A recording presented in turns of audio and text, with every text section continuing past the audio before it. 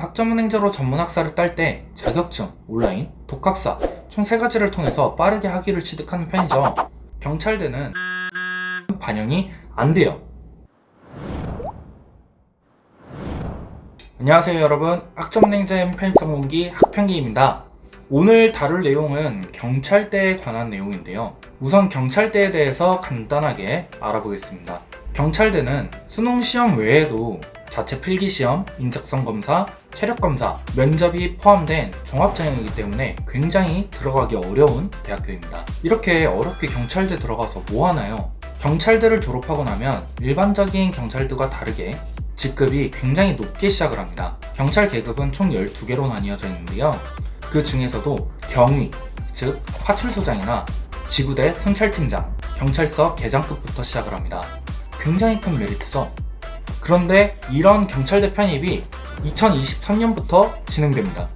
경찰대에서 간단하게 모집 요강을 봤는데 잠깐 살펴보겠습니다. 이렇게 보면 일단 일반적인 대학교랑 다를 게 없어 보이는데요. 간단하게 읽고 한번 넘어가죠. 1단계는 정적대 성적이 평균 80점 이상이면 통과가 됩니다. 2단계 지필고사인데요. 일반적인 영어, 인문, 사회, 자연 다양한 영역 지문을 기초적으로 하여 논리적 추론, 독해 능력 위주로 출제가 됩니다. 언어 논리 같은 경우에는 인문사회, 과학기술, 문화예술 영역 등 폭이 넓은 분야에서 사실, 추론, 비판적 사고 등 평가 문제를 구성합니다. 3단계는 체력시험인데요. 5종 체력시험을 봅니다. 악력, 팔굽혀펴기, 윗몸 일으키기, 50m 달리기, 20m 오래 달리기. 일반적인 전형이랑 별 다를 게 없죠. 4단계는 면접인데요. 이 면접은 개별 면접과 집단 토론이 같이 있습니다. 이렇게 본 시험들을 토대로 필기시험 60%, 체력 20%, 그리고 면접 20%를 통하여 선발을 합니다. 근데 이게 모집 요강을 보면 4년제 2학년 2학기 이수자거나 학점은행제로 70학점 이상 이수자 혹은 전문대학 졸업자인데요. 이게 좀 굉장히 큰 문제가 있더라고요. 학점은행제로 70학점 이상 혹은 전문대학 졸업과 동등한 학력을 가진 자인데요.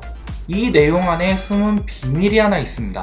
일반적인 학생들은 학점은행제로 전문학사를 딸 때 자격증, 온라인, 독학사 총 3가지를 통해서 빠르게 학위를 취득하는 편이죠.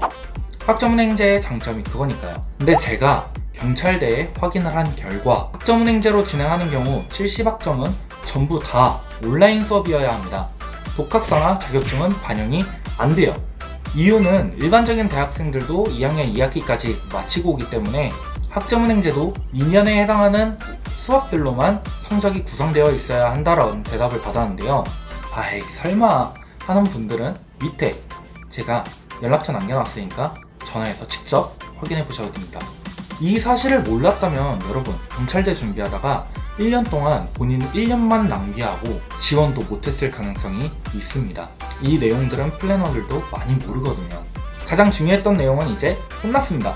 학점은행제로 경찰대를 준비하든 아니면 학교를 가서 준비를 하든 학점은행제로 있는 메리트는 비용적인 부분과 쉽다는 점밖에 없을 것 같네요. 학점은행제로 준비하시는 분들도 2년 준비하시는 거 절대 잊지 마시고요.